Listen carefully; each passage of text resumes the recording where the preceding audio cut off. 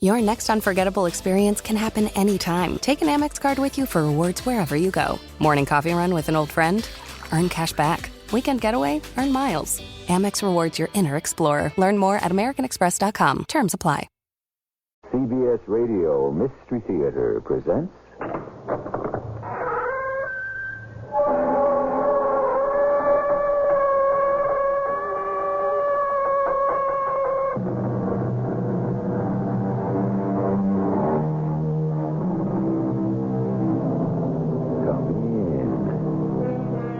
Welcome. I'm E.G. Marshall. When a man marries, his sins decrease, goes an ancient proverb. Decrease they may, but alas, everything is relative. The advantages of marriage are manifold.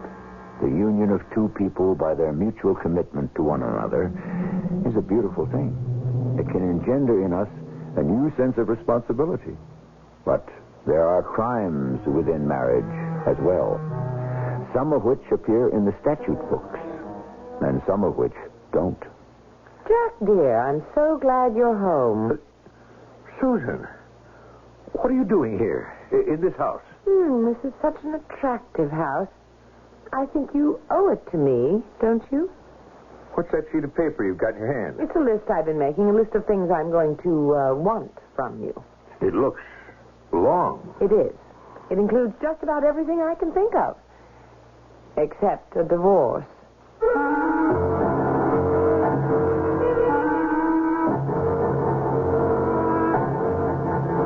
Our mystery drama, Double Take, was written especially for the Mystery Theater by Percy Granger and stars Marion, Seldes and Patricia, Elliott. It is sponsored in part by True Value Hardware Stores and Buick Motor Division. I'll be back shortly with Act One.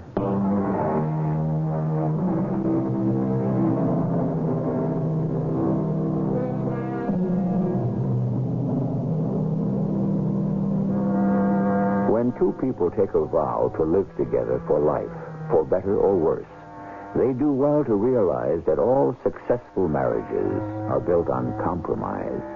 Now, compromise is not necessarily a bad thing.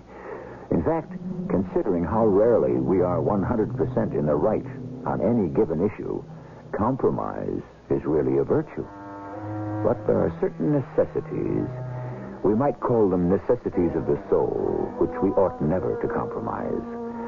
For to surrender them can only mean trouble.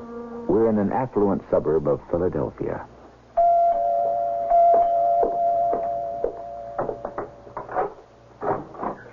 Morning, Joe. Morning, Ellie. Is your husband ready to go? I'll be right down. Come in. Thanks.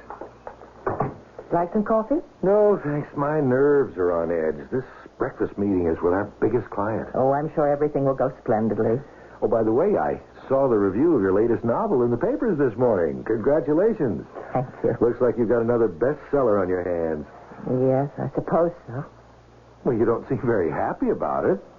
Oh, I'm afraid I'm building an indestructible reputation as a writer of Gothic romances. Oh, is that so bad? Oh, yes, it is if you have more serious things in mind. Oh, you and Jack have had that argument again, huh? Every time I publish a book, I feel I've dug another foot down in my own grave.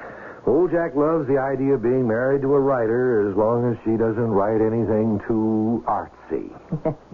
So difficult keeping what you hope is your best work in a drawer.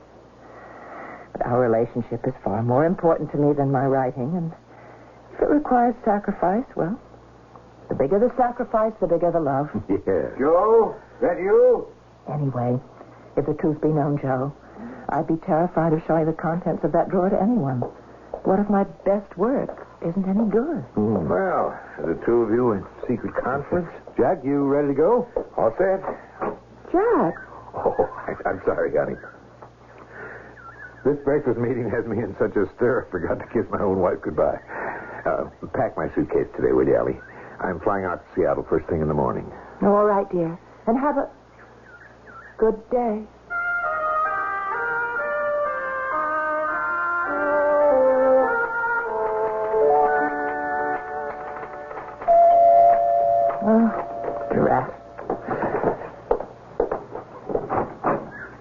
Yes? Are you Eleanor Reynolds? Yes, I am. My name is Susan Powell. Well, yes. I'd like to speak to you.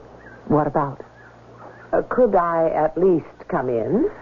I'm rather busy at the moment. I've come a long way to see you, Miss Mountjoy. What? Well, that is the name you write under, isn't it? Charlotte Mountjoy. How did you find that out? My publishers are under strict orders not to divulge my real name to anyone. I found someone at your publishers who was willing to give it to me for a small price. Are you a reporter? No, I'm not a reporter, Mrs. Reynolds, and I'm getting tired of this charade. Now, may we speak? Well, come in. You seem to be under the impression that I should know you, Mrs. Powell. Susan Powell. Now, you've said you've come a long way. Yes, from Seattle. Oh. You've been there, of course. No, I haven't. Why'd you ask that? Because you write about it so convincingly in your latest novel, Double Take. Oh, my husband spends a good deal of time out there on business. He's told me a lot about the city. The rest I got from reading. We have even more in common than I thought. What do you mean? We're both married to businessmen. You still haven't told me. And I am also a writer. Oh, I see. Not as experienced as you, perhaps, and not yet as good. That comes with time. Yes, it does, doesn't it? Well, have you published anything? Yes. Well, what is it you want? You've come a great distance. You've bribed someone for my name and address. You tell me you're a young writer. What have you got in your handbag? Is this a manuscript you want me to read, or is it contacts you're after, or advice, or an endorsement? Actually, Mrs. Reynolds, it's none of those. I came to compliment you on your new novel. Oh? Oh, yes. I read it with absolute fascination. It held me spellbound from beginning to end. Well, thank you. I can only say that I am in awe of what you've done. Oh, thank you very much. You must forgive me for what I said just now if I jumped to conclusions. Frankly, Eleanor Reynolds, alias Charlotte Mountjoy, I don't care what you said. You were right about one thing. I do have a copy of a manuscript in my handbag. You might be interested in taking a look at it. A Secret Life. That's a nice title. Obviously, you didn't think it was good enough. Pardon? You don't have to worry that I'll ask you to help me find a publisher for it. It's already been published. It was serialized in a local Seattle literary magazine called the Amanuensis, as I'm sure you know. No, I don't think I've ever heard of it. But you said your husband travels to Seattle on business? Yes, but he never buys me literary magazines. What makes you think I've read your story? How can you pretend to be so innocent? I think, Mrs. Powell, I'll have to ask you to leave. No, not yet. Because you're the well-known Charlotte Mountjoy, and I'm a nobody. You'll make a fortune with the story you stole from me while I'll be left with nothing. You're accusing me of stealing your story? How dare you? Here are all 6 issues of the magazine in which my novel appears. It is detail for detail the same story you tell in Double Take. Secret Life by Susan Powell. It's my first novel. I thought if it was well received locally, I might have interested a major publisher, but now... Powell, I assure you, I did not plagiarize your novel. You expect me to believe it's just a coincidence that we both wrote stories about a man who leads 2 separate lives in 2 different cities? But it is possible for 2 people to have the same idea. It certainly happened before. I'm sorry for you that mine happened to be published first. Stop pretending, Mrs. Reynolds. I'm not going to try suing you. I just want to hear you admit the truth for my own satisfaction. Now, just a minute. I'll not have you thinking such things about me. Let me see those magazines again. All right, now. Is this issue the first installment? Yes. All right, now look here. It's dated October of last fall. If instead of wasting your money bribing some unscrupulous employee at my publishers, you had simply spoken to my editor, he could have told you that I turned in the first complete draft of my novel by November. How could I steal your story when at that time 5/6 of it haven't even been published? But you must have. The details. You even used the same cities I did, Seattle and Philadelphia. But that's because Philadelphia happens to be where we live, and Seattle is where my husband travels to frequently on business. Your book is based on your husband, then? Well, no, of course not. It's an idle fantasy, but The idea came to me one morning when he was away, and I wondered, as I often do, what he was doing at that particular moment, and I let my mind wander, and I concocted that whole story about a man with 2 wives. It's a perfectly silly novel, which, of course, will make me a great deal of money, that I do not, as you can see, need. I am sorry for you, though. I mean, a writer's life is hard enough without having to cope with breaks like this. Funny. That's how I got the idea, too. My husband also travels. Here, to Philadelphia, as a matter of fact. He's away from home nearly half the year. I sometimes wonder why more housewives don't turn to writing.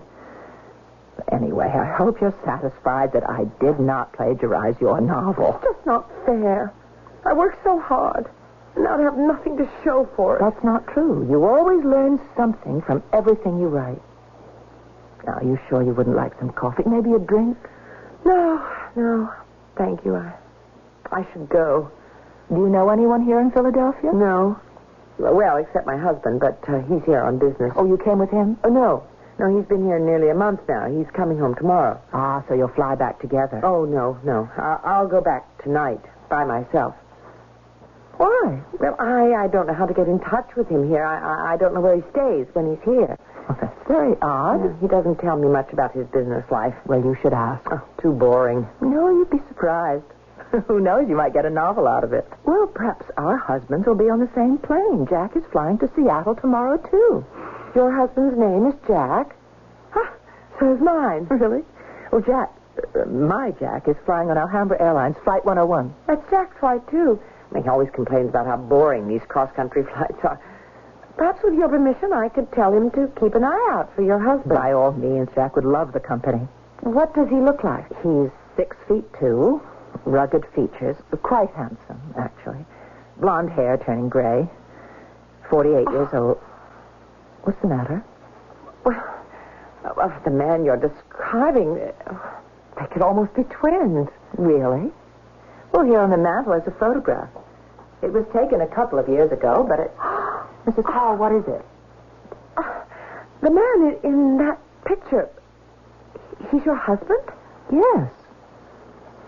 Well, perhaps you'd be interested to see a picture of my husband, Mrs. Reynolds. I believe I have one here in my purse. Well, yes, here. Jack. Your husband.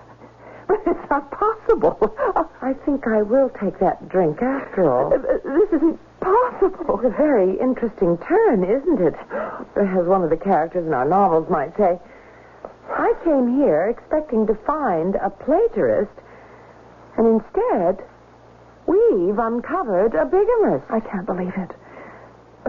It must be a question of mistaken identities. I think that the only question, Mrs. Reynolds, is, now that we know the truth, what are we going to do about it?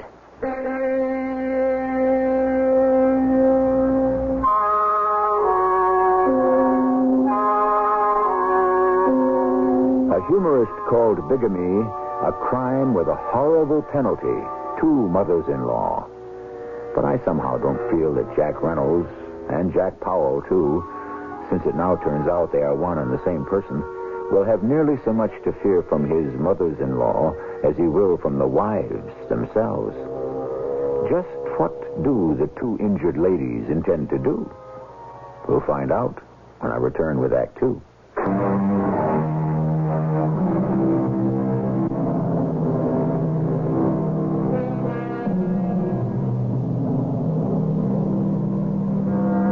Ambrose Bierce, in his Devil's Dictionary, defined bigamy as a mistake in taste for which the wisdom of future generations will invent a punishment called trigamy.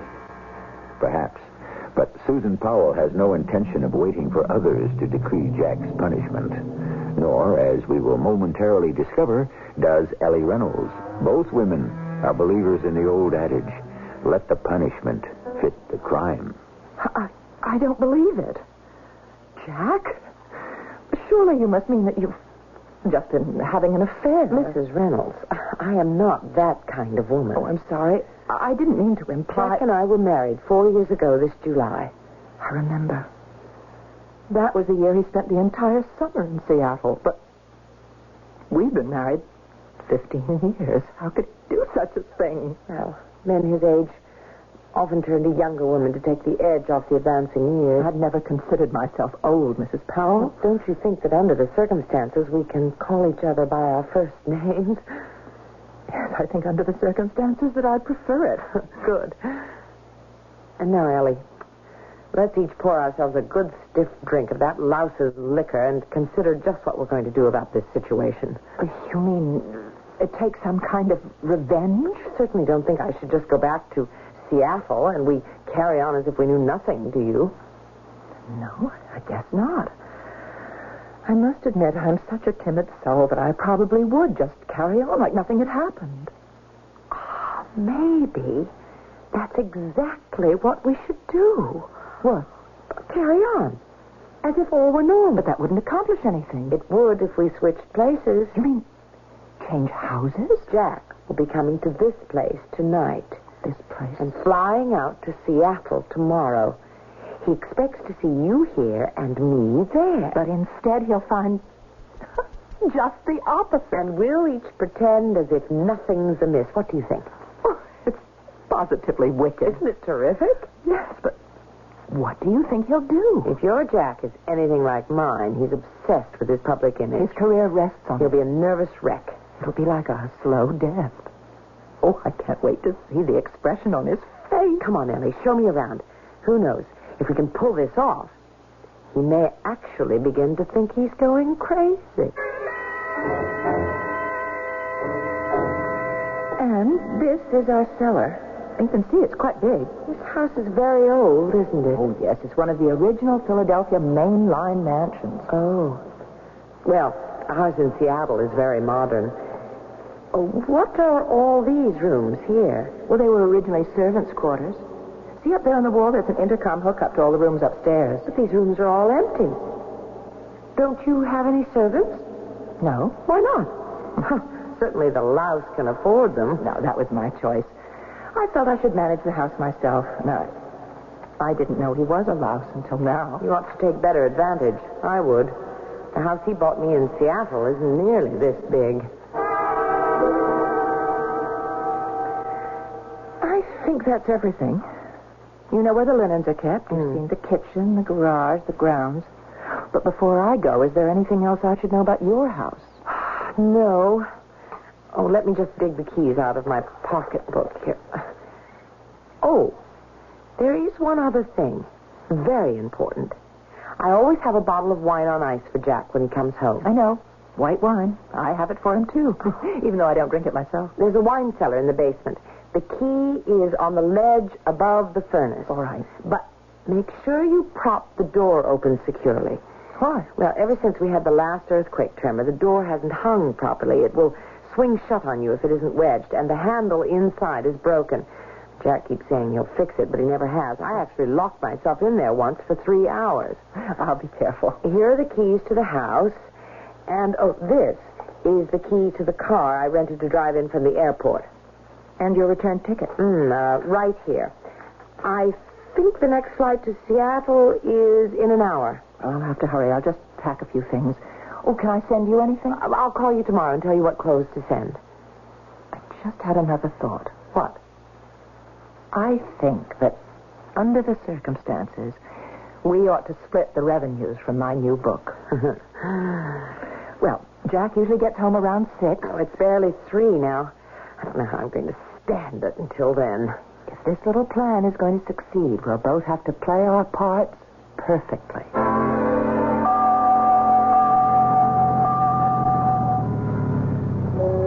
Well, Jack, you're home safe and sound.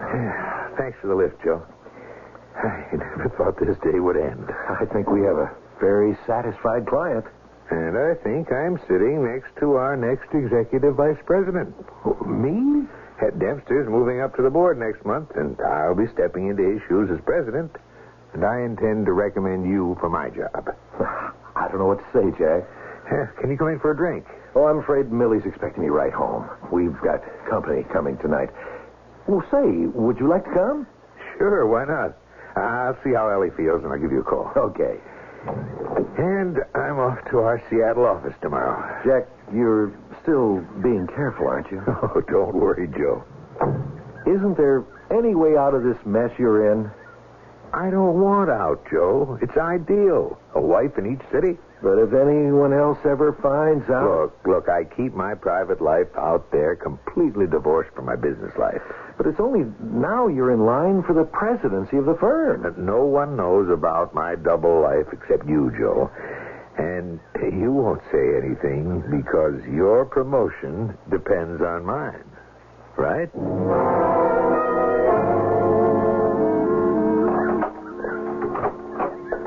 Ellie? I'm home, honey. Honey? Why, you haven't called me honey in months. Hello, dear.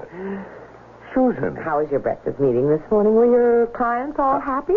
How did you get here? Well, don't you remember? Joe picked you up this morning so I could use your car today, since mine's still at the garage. How do you know about... It's not your car that needed repairs. It was... Sit down, dear. I'm sure it's been a long day, hasn't it? You look like you don't even know where you are. Susan... Now, just put your feet up while I pour us some wine. But you don't drink wine. Of course I do. I mean, Ellie doesn't... Ellie? Who's Ellie? Your new secretary? No. Oh, should I be jealous? What? Here's No. your wine. Have a sip. You'll feel better. Susan, what are you doing here? Here? Well, where else should I be? What's going on? What time is it, dear? It's 6:20. Oh, I have to check dinner. Just a minute. Oh, your bags are all packed for your trip to Philadelphia. We're in Philadelphia. I meant Seattle. Jack, I have to go to the kitchen. You're not going anywhere until you tell me what this is all about. Do you want dinner burned or not? Where's Ellie? Ellie? Ellie who, Jack? Who? Ellie who? You know darn well who I'm talking about. My wife. I'm your wife. How did you find out? Find out what? Oh, stop playing games. About my life with Ellie. Just what is your life with Ellie, dear? Joe's the only other person who knew... Did he tell you? Joe who? Joe Quinn, the man you remember drove me to work this morning. I've never met him. Then how did you know he picked me up today? How? Ellie told me. Ellie? Yes. Where is she? Jack. Is she all right? Stop it. You're hurting my arm. If you've done anything to her, so help me, I'll kill you. She's in Seattle. What? Ellie went to Seattle to our house. What for? What are you two up to? We were going to switch houses. Why? Why do you think, you sad two-timing rat? To teach you a lesson. Is Ellie all right? Why are you so concerned about her? What about me? I'm your wife, too. Who found out? What difference does it make? Was it you or her? Both of us. What? How? I thought Elliott plagiarized a novel I wrote. The one that was serialized in the magazine, which you never even bothered to read. I came here to accuse her face to face, but instead we discovered that the reason we'd both written the same story is that we were both married to the same man. What did Ellie say? Well, what do you think she said? How did she react? You want to know how she reacted? I'm here. That's how she reacted. And she's in Seattle now? She's on her way. What time did she leave? A couple of hours ago. What are you doing? I'm putting on my coat. Call the airport, will you, and see what time the next flight leaves for Seattle? I will not call the airport for you. Where are you going? To catch the next flight to Seattle and try to get to Ellie before she does anything desperate. What about me? Jack, what about me?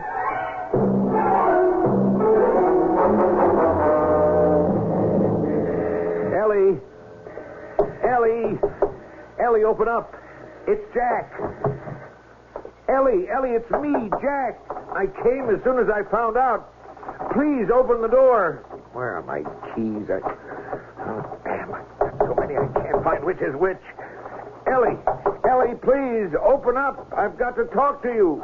I've got to explain. I love you, Ellie. Glass. Ellie, are you here? Ellie. Good Lord. No.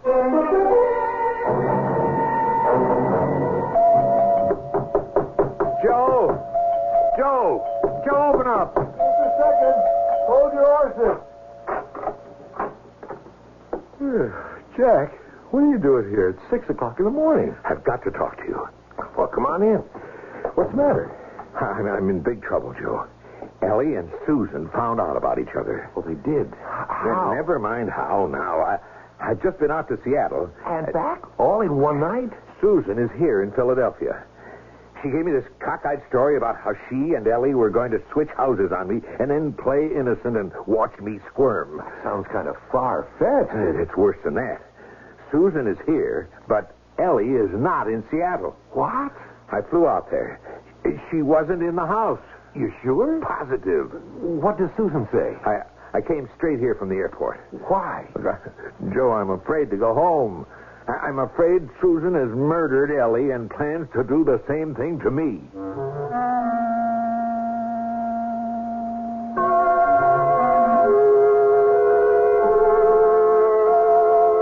Hell hath no fury like a woman scorned, said Shakespeare. Unless, we might add, it be a woman rivaled. When two people want the same thing, we have drama. When they want it badly enough, we could have almost anything, including murder. Whatever we have, we shall find out when I return with our final act.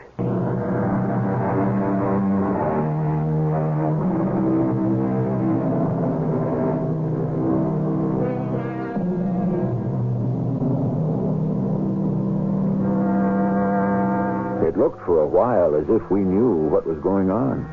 Two women discover they're both married to the same man, which by definition makes him a cad. They decide to take an unusual revenge, which by definition makes them devious. But still, so far so good. Then the plan goes awry. Susan loses her composure and confesses the plot to Jack. Now, we're still on top of our story. Suddenly, one of the participants drops from sight. And now, just as suddenly, we know no more than anyone else. You think Ellie's been murdered, Jack? Yes. But that's preposterous. Joe, you don't know Susan. She's insanely jealous. How could she possibly expect to get away with it? I don't know. But she was here in Philadelphia, in my house. She was here when you dropped me off last night. Well, how did she find out about Ellie? Joe, you'll never believe it. You know, they're both writers. Well, they've each written a book that's about the same thing. Fantasies about my double life. Look, Susan thought Ellie plagiarized her story and came here to confront her. And instead, they find out the truth, that it isn't a fantasy at all, and that they're both married to the same man. That's all my fault. I never should have done this. Yeah, I never thought I'd see the day when you'd finally admit that. Susan is not problem. She's got no talent, but I never should have let Ellie publish her novels without my proofreading them first. How was I supposed to know she'd have the indiscretion to write something like that? Well, I warned you this situation would lead to trouble sooner or later. I had no choice. I couldn't make Susan my mistress. That wouldn't have been decent. We all draw the line in different places, I suppose. Joe, you've got to help me. I don't know what to do. Well, can you go to the police? How? It would come out that I've committed bigamy, and my career would be ruined. Okay, then let's tackle it ourselves then. Now, why do you suspect Susan's killed Ellie? Why? Because Ellie isn't in Seattle. Well, that doesn't prove anything. If Susan did kill her, why would she hang around here? The smart thing to do would be fly back west, wouldn't it? It would have been the perfect crime. But you don't know Susan. If she had just gone back to Seattle, that might have seemed the safest thing to do. But sooner or later, someone else was bound to notice the similarity in those two stories and start asking questions, right? Mm-hmm. Now, Susan is cleverer than that. She comes on young and innocent, but you don't know how devious her mind is. By staying here and opening herself up to a possible murder charge, she's done the safest possible thing. Because everyone will reason just the way you have. Everyone, including the police. Yeah, sounds a little too subtle for me, Jack. I think you're just tired. You've been clear across the country and back. I tell you, Susan is capable of something like that. Well, if that's how you feel, then there's only one thing to do, isn't there? Go home and confront her. Confront? Force the issue. That's the only way you'll ever set your mind at rest.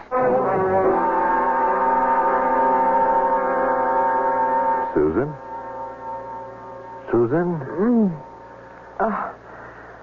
Oh, Jack. Oh, I must have fallen asleep on the couch here last night. What are you doing back? Are you surprised? Yes. The way you stormed out of here yesterday. I tried to call you in Seattle. There was no answer. I was worried. Why were you worried? I was afraid something might have happened. Like what? Jack, are you all right? You look terrible. Were you worried, Susan? Or were you frightened? Frightened? Of what? Did you really call Seattle? Every 15 minutes. Well, until I fell asleep. Didn't you speak to Ellie? No. No one answered. But she went to Seattle, didn't she? Isn't that what you told me? Yes. Where is she, Susan? Where? What's happened to her? What have you done to her? I didn't do anything to her. Why are you still here? This is a strange house, a strange city. Well, where else was I going to go? You must have known I'd be coming back. But how could I know that? Because Ellie isn't in Seattle. Now, where is she, Susan? Wait a minute. Where is she? What do you think? I think you killed her. No. You knew if I had to make a choice, it would be her, didn't you? So you did the one thing you could do so I wouldn't have that choice to make. Stop it. Stop it. This is insane. I swear to you, I'm innocent. And you expect I'm going to believe you now after that act you put on for me yesterday? How did you know she didn't go to Seattle? Did you check with the airline? No. I gave her the keys to the car I rented. Did you think to check and see if it had been returned? Oh, I didn't know you... No, of course not. Why don't you call them instead of accusing me of murder?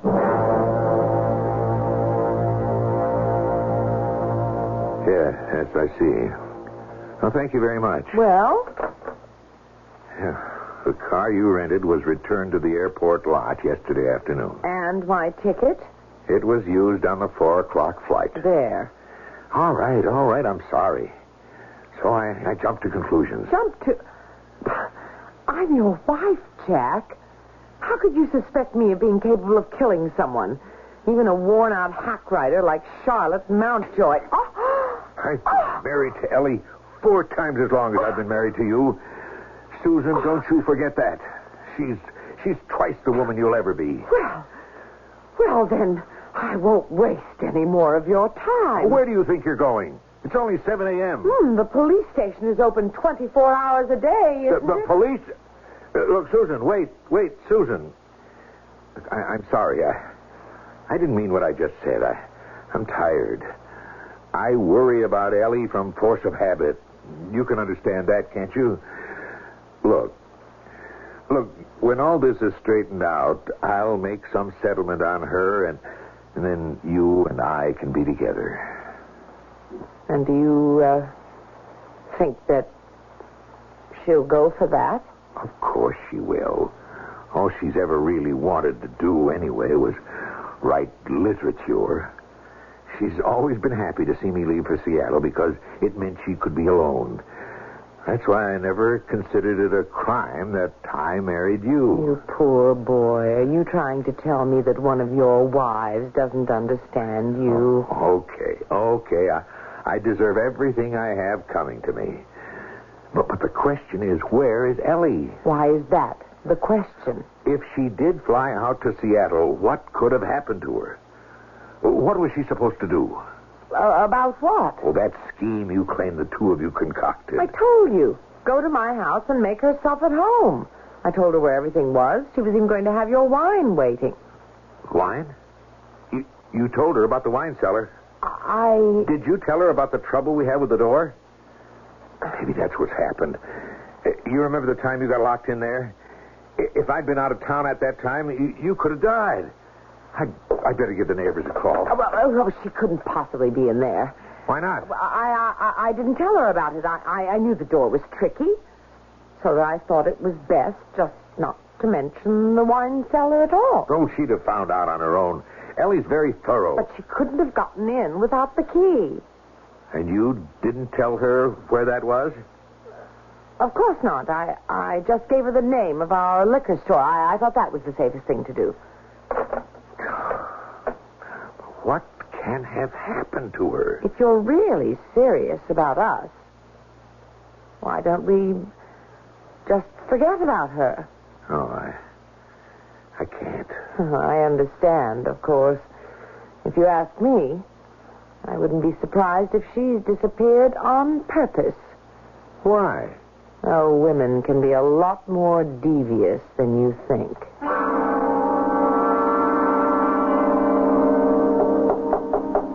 Come in. Joe? Jack, what are you doing at the office? I've got to talk to you. Sure. How did it go with Susan? I confronted her. Hmm? She denied doing anything to Ellie. Of course. No word from Ellie yet? No. But apparently she did go to Seattle. We checked with the airlines. Susan's return ticket was used. Did you consider the possibility that she just decided to wash her hands of the whole affair? At least you know Susan didn't hurt her. No, I don't know that. Not for sure. Well, why not? I don't know. Look, I believed Susan at first. Mm-hmm. But then something came into her tone of voice that just gave me chills. If Ellie did fly to Seattle, there's no way Susan could have killed her. Is there?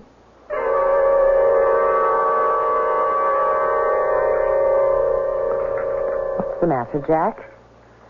You've hardly said a word all evening. I suppose you're still thinking about Ellie. I have to know what's happened to her. Do you still think I killed her? Well, there's no proof that you didn't. There's no proof that I did, either. I think it is time we got down to business. Oh? What business? Oh, I had a very productive day. You told me this morning that Ellie was twice the woman I'd ever be and not to forget it. Well, I haven't forgotten it, Jack. And now that I know where I stand, I think I'd better take advantage of Ellie's absence to solidify my position. Well, then you admit that... I admit nothing. Except a very rosy future for myself. I want you to sell the house in Seattle and lavish all your considerable income on me. Here. When Ellie was showing me around the house, I noticed the servants' quarters downstairs. I think it's a shame to let them go to waste, don't you? You want servants? Several. But it's not necessary. You may have been able to push Ellie around, but not me. All right. What else? I want you to use your contacts to get my novels published. Ellie would never have asked me to do something like that. I don't care what Ellie would have done. I'm not Ellie, and the sooner you accept that, the easier it will be. Okay, I'm sorry, baby. I don't like the way this picture's developing. I'm not buying it. Oh? Sooner or later, Ellie's disappearance is going to be discovered. There'll be an investigation. Are your hands really clean? Yes. To that. I thought we might sit down and invent a nice little story to account for this changing of your domestic guard. And if I refuse to go along with this blackmail? Well, like I said before, the police station's open 24 hours a day, and bigamy, so far as I know, is still a crime. No crime is a crime until it's discovered. What do you mean? No one knows you're here, do they? And back in Seattle, you're known as Mrs. Powell. That's a fiction, sweetie. My whole private life out there was a fiction. You're a fiction, just like the novels you write. And no one ever went to jail for murdering a fiction, did they? Jack? You didn't really think I'd let you bleed me for the rest of my life, did you? Did you honestly think I'd put up with that? No. Oh, you can both stop that now. What? Ellie? Ellie, where'd you come from? It's interesting, isn't it? What happens if you leave two barracudas alone in the same tank? Where have you been? Downstairs, in the servants' quarters. In the servants... You've been in this house the whole time? On the way to the airport, I had time to think things over. Susan's plan was very clever. But I realized that you just weren't worth the effort, Jack. But the airline sign said the ticket was used. I gave it to a very nice and somewhat surprised elderly lady. She was even older than I am, Susan. Ellie, you don't know how worried I was. These last 2 days have been a nightmare. Oh, yes, I heard how you worried about me from force of habit. Our plan didn't work out at all like we expected it to. Did it, Ellie? You must be very disappointed, Susan. You were hoping I was locked in that wine cellar, weren't you? How did you know about that? The intercom. The intercom? Oh, yes. As I said, I've been in the servants' quarters. I've listened to every word you two have said. I didn't expect much from Jack, but I was very disappointed in you, Susan. I spoke on the spur of the moment. I wasn't going to let you die. You already have. Both of you. But it's just as well. It was a part of me that needed to die. Ellie... Jack, dear, I know I could stand on my rights of seniority in this matter. But you and Susan really deserve each other. Look, Ellie... I'm going to apply for a divorce on the grounds of bigamy, which should produce the requisite publicity to give you everything that's coming to you, Jack. And as for you, Susan, I've been reading your serialized novel downstairs, and my advice to you is stick to blackmail. You're not much better at that than you are at writing, but at least it's more profitable. Ellie, what are you going to do without me? I'm going to pack the contents of a certain bottom drawer and go off to do what I should have done a long time ago. Write what I really want to write under my own name.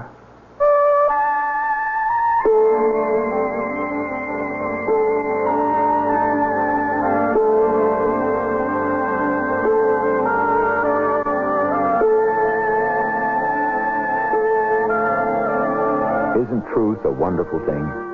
When we finally unravel the last strands of a mystery or get to the rock bottom of a confusing situation, truth has the bracing effect of a tonic. The air is cleared, the villains get their comeuppance, and the good go on to, well, we hope go on to prosper. It's not always like that in life, and it's not always like that on Mystery Theater, but this time it was. I shall return with a last word in a moment.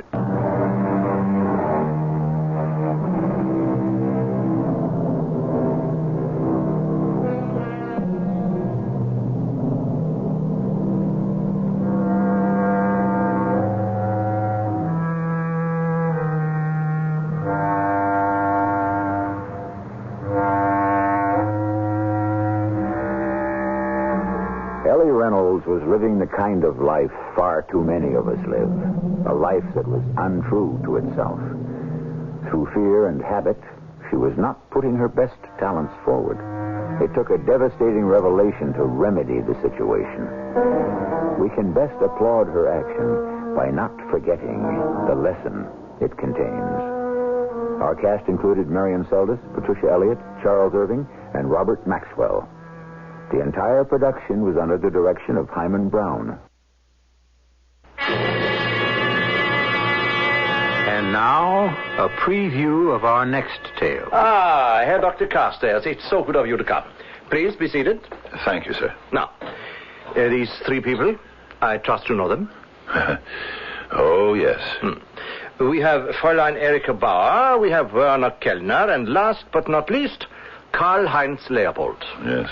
So, I have here your deposition, your story, this paper. And also, I have on my desk this paper.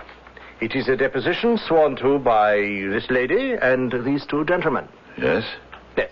There seems to be an Unstimmigkeit here, a discrepancy. A what? Well, it would seem, Herr Doctor, that they tell me a different story. A different story? How can that be possible? Well, they respectfully beg to differ with a distinguished visitor to our country. But they insist that you are not telling the complete truth. Mrs. E.G. Marshall inviting you to return to our Mystery Theater for another adventure in the macabre. Until next time, pleasant dreams.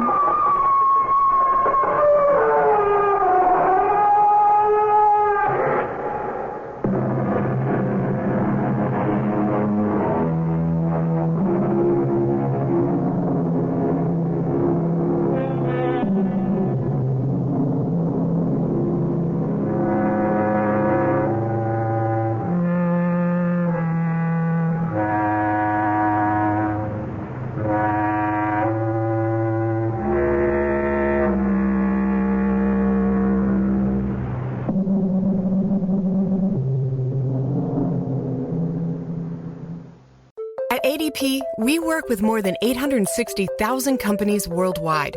That gives us a pretty good idea of how to help businesses grow stronger, whether it's through data insights that help you make informed decisions about building a team that works better as a team, or by keeping you ahead of thousands of changing regulations so you can keep ahead of everything else. Like building that better team. Grow stronger with ADP. HR, talent, time, and payroll.